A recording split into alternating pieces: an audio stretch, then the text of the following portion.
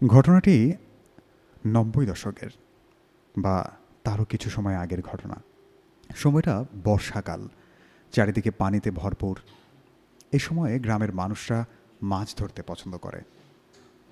ঘটনাটা যেই গ্রামের, সেই গ্রামে একটা লোক থাকতো।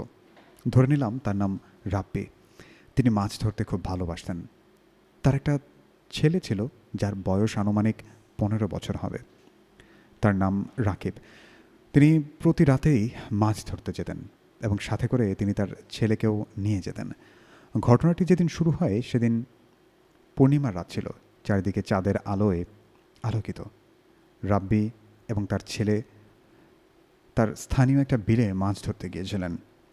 নৌকার ওপর বসেছিল তার ছেলে, আর তিনি পেতে রাখা জাল টেনে টেনে নৌকায় তুলছিলেন। এমন সময় তার ছেলে রাকিব নৌকার ওপর বসেছিল এবং তার কানে একটা শব্দ ভেসে আসে। হঠাৎ করে তার মনে হয় যেন পানি প্রচণ্ড রকমের নড়াচড়া হচ্ছে, এবং পানি নড়াচড়া হলে যেরকম একটা শব্দ, সেরকম একটা কলকল শব্দ ভেসে আসছে কানে।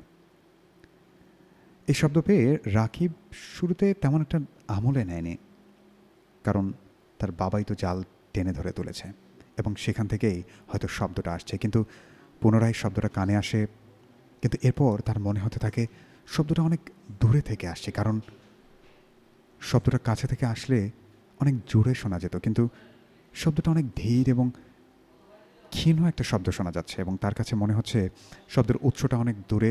রাকিব তার বাবাকে বলল, বাবা, তুমি কোনো শব্দ শুনতে পাচ্ছ?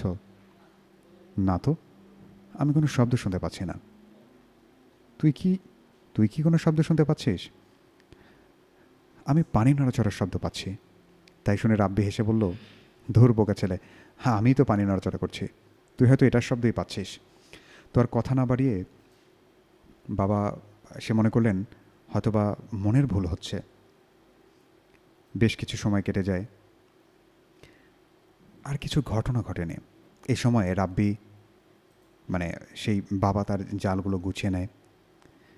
চলে আসবে এমন একটা সময় আবার শোনা যায়। এবার শব্দটা বাবা ছেলে দুজনে একসাথে শুনতে পায়। এবার মনে হচ্ছে শব্দটা তাদের দিকে এগিয়ে আসছে। তারা পেছনের দিকে ঘুরে তাকায় এবং দেখতে পায় কি একটা বীভৎস দৃশ্য। দেখে একটা প্রাণী সেই পানির উপর দিয়ে হেঁটে হেঁটে তাদের দিকে এগিয়ে আসতে থাকে। আরও একটু এগিয়ে আসলেই তারা যা দেখতে পায় তা আরও ভয়ঙ্কর, কারণ সেই প্রাণীটা একা না, তার পেছনে আরও এরকম ৬টি প্রাণী তাদের দিকে এগিয়ে আসতে থাকে। কিন্তু তাদের ভয় চরম সীমায় পৌঁছে যায় এই দৃশ্য দেখে। তারা দেখে যে আসলে যে প্রাণীগুলোকে প্রাণী ভেবেছিল তারা আসলে এক একটা মানুষের অবয়বের মতো, মানে আকৃতি কিছুটা মানুষের মতোই, কারণ সেই প্রাণীগুলো দেখতে মানুষের মতো নাক, মুখ, চোখ সব কিছুই আছে, কিন্তু তাদের কানটা অনেক বড়, তাদের হাতটা অনেকটা হাঁসের পায়ের মতো, এবং সেই হাতে নখগুলো বেশ লম্বা, এবং পাটা মানুষের মতোই। তবে সবচেয়ে বেশি অবাক করার বিষয় হলো তাদের শরীরের চামড়াগুলো অনেকটা কোনো ব্যাঙের চামড়ার মতো। আর তারা ২ পা দিয়ে নয়, বরং ৪ হাত পা দিয়েই হাঁটছে। এজন্যই দূর থেকে দেখে মনে হচ্ছিল অন্য একটা প্রাণীর মতো। কিন্তু গভীর রাত, শুনশান একটা বিলে, সেই বিলের মাঝখানে নৌকার ওপর ২টি মানুষ, আর সামনে ৭টা মানুষ আকৃতির অবয়ব। এমন পরিস্থিতিতে পৃথিবীর সবচেয়ে সাহসী মানুষও ভয়ে তাদের শরীরের রক্ত হিম হয়ে যাবে। এমন একটি পরিস্থিতিতে রাব্বি এবং তার ছেলে মারাত্মক ভয় পান। তারা কী করা উচিত তারা কিছু ভেবে পাচ্ছিলেন না, এবং অবয়বগুলোকে নৌকার দিকে এগিয়ে আসতে দেখে তারা তাদের ঘোর কাটে। তারা সে সময় নৌকা বাইতে থাকে খুব দ্রুত, এবং তাদের লক্ষ্য একটাই, যে করেই হোক তীরে পৌঁছতে হবে, এবং যে করেই হোক তাদের তীরে উঠতে হবে। এবং অবয়বগুলো নৌকার পেছনে আসতেই থাকে, আর তাদের গতি ছিল অনেক, এবং রাকিব নিজের সর্বোচ্চ শক্তি দিয়ে নৌকা বাইতে থাকেন। কিন্তু সেই অবয়বগুলোর গতির সামনে নৌকার গতি কিছুই নয়। দূরে তীর দেখা যাচ্ছে, আর এদিকে অবয়বগুলো নৌকাটা ধরে ফেলবে এমন একটা অবস্থায়।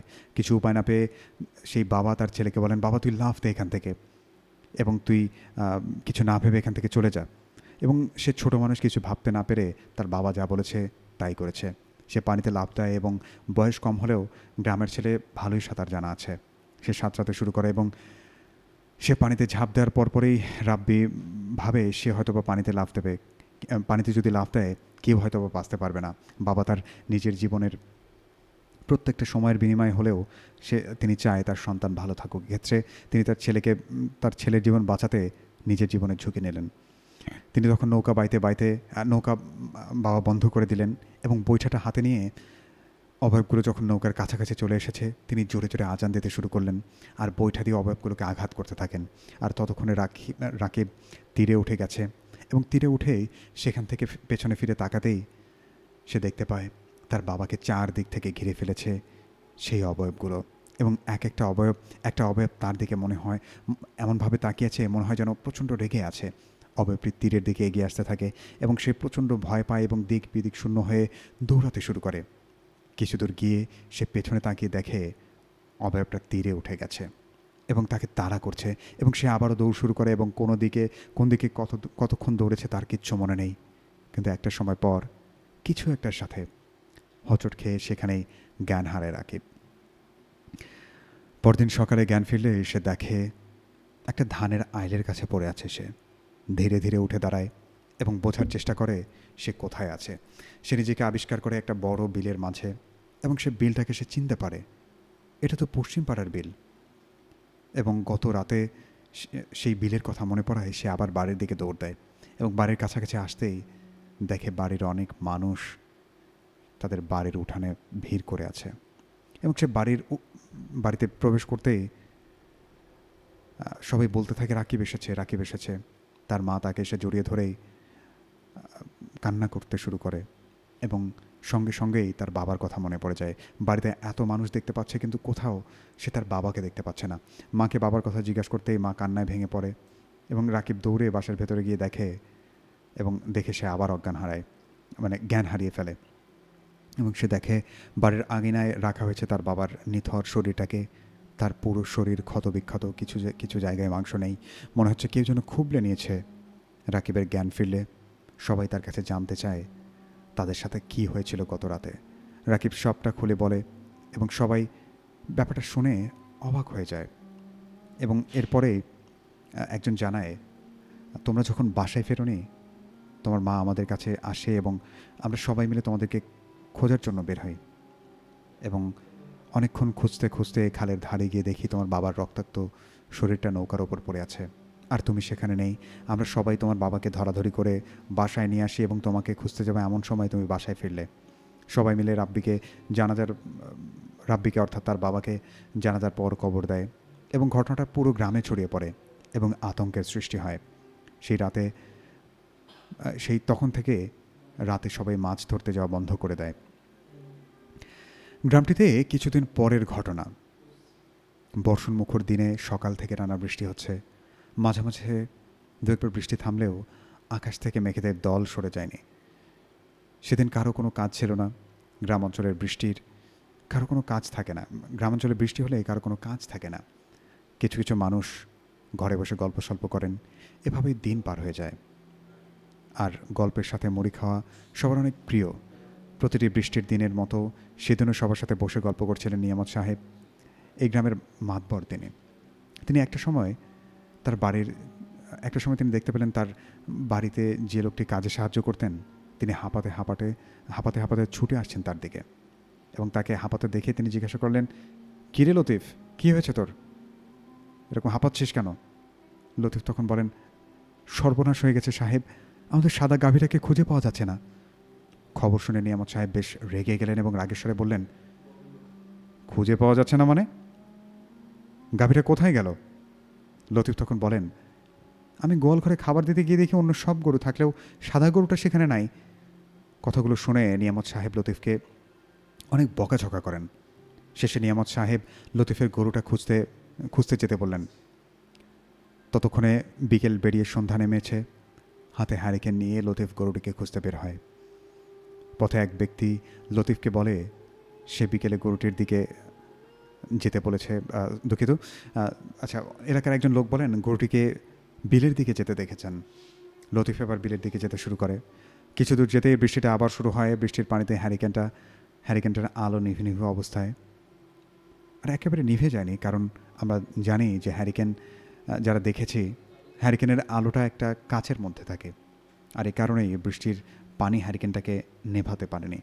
যাই হোক, বৃষ্টির সাথে লড়াই করতে করতে লতিফ বিলের পাশে গিয়ে পৌঁছায় এবং হ্যারিকেনের আবছা আলোয় দেখতে পায় সাদা কিছু সাদা কিছু একটা দাঁড়িয়ে আছে সেই বিলের পাশে। হ্যারিকেনের আবছা আলোয় যা দেখতে পায়, সে ভাবছে সেই গরুটাই হয়তো বা দাঁড়িয়ে আছে। লতিফ সেদিকে এগোতে থাকে ধীরে ধীরে এবং একটা সময় সেটির কাছে চলে যায় এবং হঠাৎ একটা দমকা হাওয়ায় লতিফের হ্যারিকেনটা নিভিয়ে দেয়। চারিদিকে তখন ঘুটঘুটে অন্ধকার। তখনও বৃষ্টি কমেনি, মাঝে মাঝে বিদ্যুৎ চমকাচ্ছে। বিদ্যুৎ চমকানোর আলোয় লতিফ গরুটাকে যখনই ধরতে যাবে, হঠাৎ করে বিলের মধ্যে কিছু একটা সেই গরুটাকে বিলের পানির মধ্যে টেনে নেয়। ঘটনাটা এত দ্রুত ঘটে যায় যে লতিফ কিচ্ছু বুঝতে পারে না। বিষয়টি কী ঘটলো কিছু বুঝে ওঠার আগেই সব কিছু যেন শেষ হয়ে গেছে। তার মাঝে আবারও বিদ্যুৎ চমকানোর আলোয় যে দৃশ্যটি সে দেখে তা সে কল্পনাও করতে পারেনি। লতিফ দেখতে পেল বিলের পানিতে 7টা মাথা ভেসে আছে, আর মাথাগুলোর দিকে এক দৃষ্টিতে তাকিয়ে আছে সে। এই দৃশ্য দেখে লতিফ মারাত্মকভাবে ভয় পায় এবং সে আর এক মুহূর্তও সেখানে থাকতে নারাজ। লতিফ দৌড় দিয়ে বাসায় এসে চিৎকার দিয়ে অজ্ঞান হয়ে পড়ে যায়। বাড়ির লোকজন তাকে ধরাধরি করে বাসার ভেতরে নিয়ে যায়। লতিফের জ্ঞান ফিরে পাওয়ার পরদিন সকালে বাড়ির লোকজন জানতে চায় কী ঘটেছিল। লতিফ সবার কাছে সব ঘটনা খুলে বলে এবং এই ঘটনা শোনার পর গ্রামবাসীদের ভয় আরও দ্বিগুণ হয়ে যায়। লতিফের কথা শুনে নিয়ামত সাহেব কিছু লোক নিয়ে বিলের কাছে গরুটাকে খুঁজতে পাঠান এবং সেখানে গিয়ে দেখা মেলে এক হৃদয় বিদারক দৃশ্যের। গরুটার মাথাবিহীন দেহ পড়ে আছে খালের পাশেই। মনে হচ্ছে কেউ যেন মাথাটাকে টেনে হেঁচড়ে ছিঁড়ে নিয়েছে। পরপর দুটি ঘটনা এই গ্রামের মানুষদের মনে ভয়ের সঞ্চার করে। তাই গ্রামবাসী এক প্রকার বিলটাতে মাছ ধরা বন্ধ করে দেয়। এরপরে চলে যায় বেশ কয়েক মাস এবং গ্রামের একজন লোক ছিল, তার নাম ছিলেন সামাদ। একটা বিয়ের উপযুক্ত ছেলে ছিলেন তার, এবং তার ছেলের বিয়ে ঠিক করা হয় সেই গ্রাম থেকে 3 গ্রাম পরে অন্য এক সেই 3 গ্রাম পরের আব্দুল সাহেবের মেয়ের সাথে। একদিন একটা ভালো দিন দেখে তাদের বিয়ে হয়। এবারের ঘটনাটি ঘটে তাদের বিয়ের ঠিক 15 দিন পর। সেদিন ওই মেয়ের বাবা তার মেয়েকে দেখার একটা ইচ্ছা হচ্ছিল, তাই সিদ্ধান্ত নেন তিনি মেয়েকে দেখতে যাবেন মেয়ের বাড়িতে। যেমন চিন্তা তেমন কাজ। পরন্ত বিকেলে তার ছোট ভাইকে সাথে নিয়ে মেয়ের বাড়ির উদ্দেশ্যে রওনা দেন তিনি। সঙ্গে নেন বেশ কিছু খাবার, মিষ্টি, ফল, পিঠা। আর তখনকার দিনে যাতায়াতের ব্যবস্থা ছিল আমরা সকলেই জানি কীরকম, পায়ে হেঁটে চলাচল একমাত্র মাধ্যম ছিল। তিনি তার মেয়ের গ্রামে প্রবেশ করেন তখন প্রায় 10টা বাজে এবং সেই বিলের পাশ দিয়ে হেঁটে যাচ্ছেন। এমন সময় তাদের কানে একটা পানি নাড়াচড়ার শব্দ আসে। প্রথমে তারা এটাকে গুরুত্ব দেয়নি, কিন্তু ক্রমাগত শব্দটা বাড়তেই থাকে। তার কাছে টর্চ, হ্যারিকেন কিছুই ছিল না। আকাশে হালকা চাঁদের আলো ছিল, তাতে পথটা মোটামুটি দেখা যাচ্ছিল। কিন্তু পানির নড়াচড়ার শব্দ বন্ধ হয়ে যায়, কিন্তু শুরু হয় এক নতুন শব্দ। শব্দটা এখন মাটির সাথে কোনো কিছু একটা ঘষে চলে যেমন হয়, ঠিক তেমন। এবার তারা পেছনে ফিরে তাকায় এবং দেখতে পায় তাদের জীবনের সবচেয়ে ভয়ঙ্কর দৃশ্যটি। তারা দেখতে পায় প্রাণের মতো সেই অবয়বগুলো তাদের পেছনে আসছে। তাদের চোখ দুটো টকটকে লাল। সেই লাল রঙের দৃশ্য দেখে আবুল সাহেব ও তার এক ভাই দৌড় দেন সেখান থেকে। কে কোন দিকে দৌড় দিয়েছেন কেউ জানেন না। আবুল সাহেব তার সাথে জিনিসগুলো ফেলেই দৌড় দেন এবং তাদের ভাগ্য সুপ্রসন্ন ছিল যে কেউই সেই অবয়বের পাল্লায় পড়েনি। আবুল সাহেব সেদিন গ্রামের একটা বাড়িতে আর তার ভাই অন্য একটি বাড়িতে আশ্রয় নেন এবং পরের দিন সবাইকে রাতের বেলার ঘটনা খুলে বলেন এবং গ্রামবাসী এই সমস্যার সমাধান করার জন্য মরিয়া হয়ে উঠতে থাকেন। কারণ এভাবে তো চলতে পারে না। বিভিন্ন জায়গার কবিরাজ খোঁজ করতে থাকেন তারা। অনেক জায়গার কবিরাজ এলেও তাদের এই গ্রামের সমস্যাটির সমাধান করতে পারেনি। এরপর এর মধ্যে অনেক ভণ্ড কবিরাজও ছিল যারা শুরু থেকে লোক ঠকিয়ে টাকা নেওয়ার জন্য এসেছিল। গ্রামের লোকজন সমস্যার সমাধানের চেষ্টা করছিলেন। সে সময় সমস্যার চূড়ান্ত রূপ ধারণ করলো। এবারের সমস্যাটা শুরু হয় গ্রামের মধ্যেই। প্রতি রাতেই গ্রামের মানুষজনের খোয়ার থেকে হাঁস, মুরগি এবং বিভিন্ন পশু পাখি খোয়া যেতে শুরু করে। প্রথম দিকে সবাই ভেবেছিল হয়তোবা শেয়ালের কাজ, কিন্তু এটি একদিন এক রাতের ঘটনা সবার এই ইচ্ছাকে ভুল প্রমাণিত করে। একদিন এক মহিলার মাত্র ভূমিষ্ঠ হওয়া বাচ্চা, মাত্র কয়েকদিন বয়স, সেই মহিলার স্বামী কোনো এক কারণে সেদিন বাসায় ছিলেন না। সদ্য জন্ম নেওয়া বাচ্চাটিকে নিয়ে মহিলা রাতে একা একা ঘুমাচ্ছিলেন। হঠাৎ তার ওয়াশরুমে যাওয়ার প্রয়োজন পড়ে। আর গ্রামের দিকের বাথরুমগুলো বাসা থেকে কিছুটা দূরে, এবং সেই মহিলা তার প্রকৃতির ডাক সারার জন্য সেই বাথরুমের দিকে যাওয়ার জন্য বের হন। আর দরজা লক না করেই, দরজাটা খুলেই তিনি চলে যান সেখানে। এবং তিনি বাথরুম থেকে ফিরে আসার সময় এক ধরনের একটা শব্দ শুনতে পান। তার কাছে মনে হচ্ছিল যেন ঘরের ভিতর থেকে কেমন একটা চিবানোর শব্দ আছে, মনে হচ্ছে কেউ যেন কিছু একটা খাচ্ছে। তো এমন শব্দ শুনে তিনি কিছুটা ভয় পান এবং দৌড়ে আসেন, এবং ঘরের ভেতরে এসে যে দৃশ্য দেখেন তা পৃথিবীর কোনো মানুষ, বিশেষ করে একজন মা, কখনোই দেখতে চাইবেন না। তিনি দেখেন সেই প্রাণের মতো অবয়বগুলো তার বাচ্চা ছেলেটিকে মেরে তার শরীর থেকে মাংসগুলো খুবলে খুবলে খাচ্ছে। এই দৃশ্যটি দেখে মহিলাটি জোরে চিৎকার দেন, এবং তার এই চিৎকার শুনে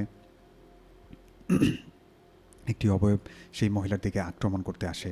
এদিকে তার চিৎকার শুনে আশেপাশের লোকজন তাদের বাসার দিকে আসতে থাকে। যখন সেই মহিলার বাড়ির কাছাকাছি আসে, তখন তারা দেখতে পান একটি অদ্ভুত প্রাণীর মতো কোনো একটা অবয়ব, কিন্তু অবয়ব তাদের ঘর থেকে বের হচ্ছে। মহিলাটার ঘরে ঢুকে তারা এক মর্মান্তিক দৃশ্য দেখেন যে সারা ঘরে ভেসে আছে রক্তে, এবং ঘরের এক কোণে পড়ে আছে সেই মহিলার নিথর দেহটি, বাচ্চাটির অর্ধেক খাওয়া লাশ। আর অন্যদিকে সেই মহিলার ক্ষতবিক্ষত দেহটি মাটিতে গড়াগড়ি খাচ্ছে, এবং সবার সামনেই কাতরাতে কাতরাতে কান্না করতে করতে সেই মহিলাটি মারা যান। এই ঘটনার পর পুরো গ্রামে আসে একটা শোকের কালো ছায়া। এরপর গ্রামের মানুষ একটা আলোচনার আয়োজন করে এবং সিদ্ধান্ত নেয় যতদিন না পর্যন্ত একটা ভালো কবিরাজ পাওয়া যায়, ততদিন পর্যন্ত কেউ বাড়ির বাইরে যাবে না। অনেক খোঁজাখুঁজি শেষে একজন কবিরাজের সন্ধান পাওয়া গেল, যিনি এই গ্রাম থেকে মোটামুটি 5-6টা গ্রামের দূরে একটা গ্রামে থাকেন। গ্রামের সবাই তাকে নিয়ে আসার জন্য আলোচনা করলেন এবং সিদ্ধান্ত নিলেন, এবং তিনি যখন গ্রামে আসলেন তাকে সব সমস্যার কথা জানালেন। কবিরাজ সব কিছু শুনে বললেন, আপনাদের গ্রামে গিয়ে এক রাত থাকবো আমি, তারপর আমি বলতে পারবো আমার পক্ষে এই সমস্যার সমাধান করা সম্ভব কিনা। আগামী বৃহস্পতিবার আপনাদের গ্রামে এক রাত থাকবো আমি। যেই কথা সেই কাজ, সপ্তাহ ঘুরে সেই বৃহস্পতিবার এলো। কবিরাজ ঠিক সন্ধ্যার আগে গ্রামে এসে উপস্থিত হলেন। যথানিয়মে রাত নামে কবিরাজের থাকার জায়গা ঠিক করা হয়, এবং তিনি ঠিক করলেন সেই বিলের ধারে একটা গাছের নিচে রাত কাটাবেন, এবং সেই রাতে গ্রামবাসী নির্ঘুম রাত পালন করে। ভোর হতেই ছুটে যায় সেই কবিরাজের কাছাকাছি তার মতামত শুনতে। কবিরাজ বলেন, আমি এই গাছটার নিচে বসে আসন করছিলাম। রাত কখন হবে আমি জানি না, তবে কি একটা কি দুটো হবে। তখন দেখি পানের মধ্যে থেকে আমার দিকে এগিয়ে আসছে কিছু একটা। আমি যেহেতু আপনাদের কাছ থেকে সব কিছু শুনেছি, তাই আমার বুঝতে বাকি রইল না আমি কোন জিনিসগুলো দেখছি। তখন আমি দোয়া পড়তে থাকি, এবং চারিদিকে একটা গোল দাগ দিয়ে আমি নিজে মাঝখানে বসে থাকি। একে একে জিনিসগুলো পানি থেকে উঠে আসে, একে একে 7টা প্রাণী আমাকে ঘিরে ফেলে চারদিক থেকে, কিন্তু আমার গোল দাগটার কারণে আমার কাছে আসতে পারছিল না। আসলে জিনিসগুলো কি, কবিরাজ সাহেব এক গ্রামবাসীকে প্রশ্ন করলেন। তখন কবিরাজ বলেন, এগুলো এক ভয়ঙ্কর প্রজাতির জিন, যার মধ্যে ভালো মন্দ কোনো জ্ঞান নেই। আমাদের এখন কি করা উচিত? কবিরাজ সাহেব আমাদের মাতবর সাহেবের কাছে জানতে চাইলেন। সত্যি কথা বলতে আমরা কিছুই করতে পারবো না। এরা আসলে প্রচণ্ড শক্তিশালী রূপী কিছু জিন, যারা আল্লাহকেও ভয় করে না। এক কথায় এরা কাফের জিন, এদের বিরুদ্ধে কিছু করতে গেলে হিতে বিপরীত হতে পারে। কবিরাজ বললেন, আচ্ছা। গ্রামবাসী কথাটা শুনে বেশ ভয়ঙ্কর রকমের হতাশ হলেন, আর বলতে থাকলেন যে এই গ্রামে আর থাকা সম্ভব নয়, কারণ গ্রামে থাকলে এই সবাইকে মেরে ফেলবে। গ্রামবাসীরা একে অপরের মুখের দিকে তাকিয়ে, কবিরাজ হয়তো তাদের মনের অবস্থা বুঝতে পেরেছিলেন, তাই তিনি সবার উদ্দেশ্যে বললেন, আপনাদের ভয় পাওয়ার কারণ নেই। এই জিনগুলো এক জায়গায় বেশি দিন থাকে না, আর অল্প কিছুদিনের মধ্যেই হয়তোবা আপনাদের গ্রাম ছেড়ে দেবে এরা, এবং এখানে আসা তাদের অনেক দিন হয়ে গেছে, আর 10 থেকে 12 দিনের মধ্যেই এই সমস্যার সমাধান হবে আশা করি। এই কথা শুনে দীর্ঘদিন পর গ্রামবাসীর মধ্যে তাদের দেহে প্রাণ ফিরে আসলো মনে হয়। অবশেষে কবিরাজের কথাই সত্যি হলো। 11তম দিনের মাথায় এই সব সমস্যার সমাধান হয়ে গেল। প্রিয় শ্রোতা বন্ধুরা, এই ছিল আমার পাঠানো আজকের ঘটনা। যদি এতটুকু ভালো লেগে থাকে আমি কৃতজ্ঞ, আর যদি ভালো না লেগে থাকে আমি ক্ষমা প্রার্থী। ক্ষমা করবেন। আবার কথা হবে নতুন কোনো সপ্তাহে নতুন কোনো ঘটনা নিয়ে। ততদিন পর্যন্ত সবাই ভালো থাকুন, সুস্থ থাকুন। আজকের মতো বিদায় নিচ্ছি। আমি তানভীর প্রধান, ঘোড়াবান্ধা চৌরাস্তা বাজার।